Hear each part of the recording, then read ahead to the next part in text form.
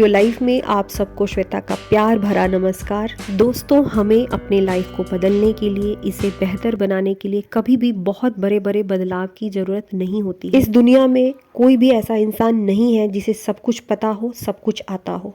हम में से हर किसी की अलग अलग जर्नी होती है और जिसमें हम लगातार सीखते रहते हैं।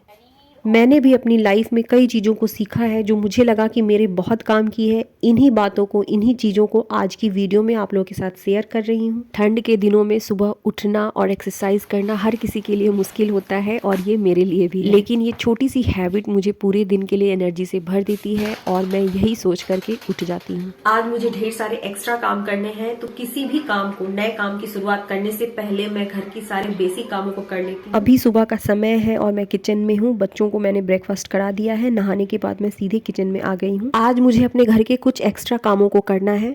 तो सबसे पहले मैंने घर के बेसिक कामों को खत्म किया। बेसिक काम का ही मतलब है घर के सबसे जरूरी काम, जिनके बिना हमारा काम नहीं चल सकता। इन कामों को खत्म करने के बाद मैं बिल्कुल मेंटली फ्री होकर के घर के आगे के कामों को कर पाऊंगी। हम किसी भी काम को इसीलिए करते हैं ना कि हमारे घर में स्वच्छता रहे, साफ सफाई रहे, खुशी रहे। जब हम किसी भी काम को बिल्कुल शांत मन से करते हैं तो हमारे अंदर की वही सकारात्मक ऊर्जा हमारे घरों में वाइब्रेट करती है। ये बहुत ही अच्छा तरीका होता है घर के किसी भी एक्स्ट्रा काम को करने का। अभी 11:30 हो रहा है और ब्रेकफास्ट और लंच दोनों एक साथ करने जा रही हूँ।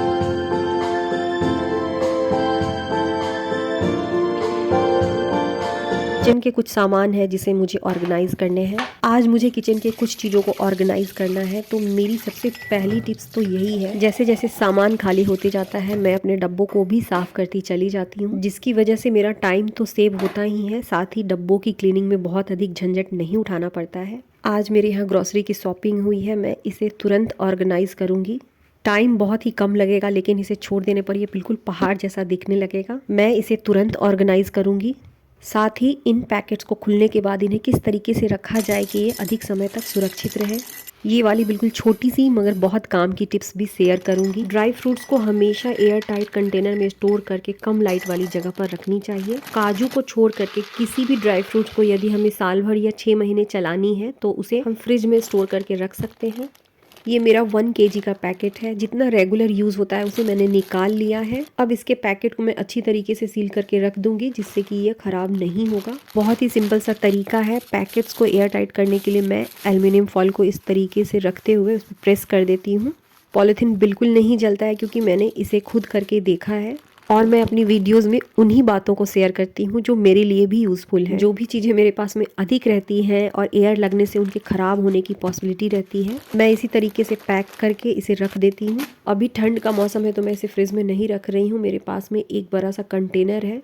जितनी भी यूज़ की चीज़ें हैं उसे निकालने के बाद हमेशा इसी में पैक करके रख देती हूँ।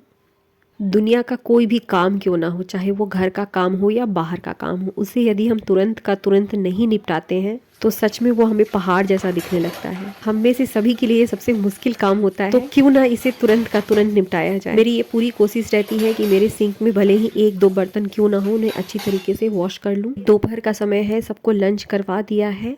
थोड़ी देर खुद के लिए वक्त ज़रूर निकालती हूँ। ये जो वक्त है वो पूरी तरीके से मेरा होता है। इसमें मैं अपनी प्रोडक्टिविटी बढ़ाने के लिए कुछ नई चीज़ों को ज़रूर सीखती हूँ। आप सबको पता ही है कि मैं गवर्नमेंट क्वार्टर में रहती हूँ और मेरे क्वार्टर के पीछे थोड़ी सी खाली ज़मीन है, उसमें हम लोगों ने बहुत सारी चीज़ें लगा रखी है। अपने खेत से मूली तोड़ रही हूँ और मेरा बहुत मन हो रहा था झटपट बनने वाली इस मूली के अचार को बनाऊं। सबसे पहले मैंने यहाँ पे मूली को कद्दूकस कर लिया है और देखिए उसमें नमक डाल करके थोड़ी देर के लिए छोड़ दूंगी, जिससे कि इसका पूरा पानी निकल जाए। मूली जब पूरी तरीके से पानी छोड़ देती है तब मैं इसे कपड़े में रख करके बहुत अच्छी तरीके से निचोड़ लेती हूँ। बिल्कुल 5 मिनट में और झटपट तैयार होने वाला ये मूली का अचार है। इसके बाद इसमें मैंने 2 बड़े चम्मच तेल डाले, आधा चम्मच लाल मिर्च पाउडर, आधा चम्मच हल्दी पाउडर, कटी हुई हरी मिर्च, हाफ टी स्पून अजवाइन और कलौजी, और इसके बाद थोड़े से अदरक लहसुन को मैंने कद्दूकस करके डाल दिया। अभी धूप है, डाल देती हूँ। शाम तक ये खाने लायक तैयार हो जाता है। एक ये वाली ट्रिक भी मुझे बहुत काम की लगी। कल मैंने अपने कर्टन्स को धोए थे, मैं उसे ऐसे ही वॉशिंग मशीन में रख देती थी और पुराने मेरे जितने भी कर्टन्स हैं उसकी रिंग बिल्कुल निकल जाती थी। इसकी जो रिंग है वो बिल्कुल ज्यों की त्यों रहेगी।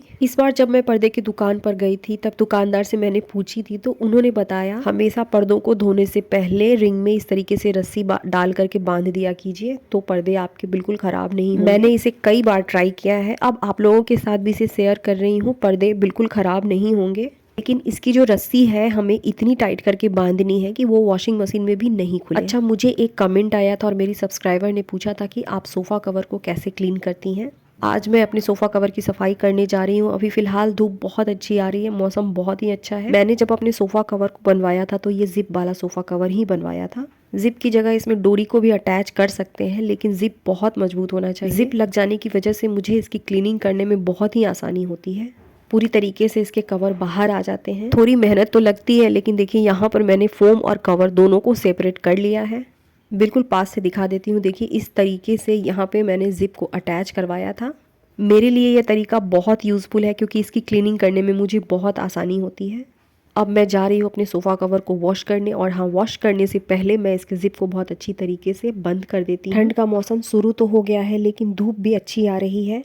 साल में 3 से 4 बार मैं इन गद्दों को भी धूप में सुखा देती हूँ। सूरज की जो अल्ट्रावायलेट किरणें होती हैं इसकी बैक्टीरिया को बिल्कुल ख़त्म कर देती हैं। आपने ये खुद फील किया होगा कि धूप में सुखाई गई चीज़ों की खुशबू अलग होती है।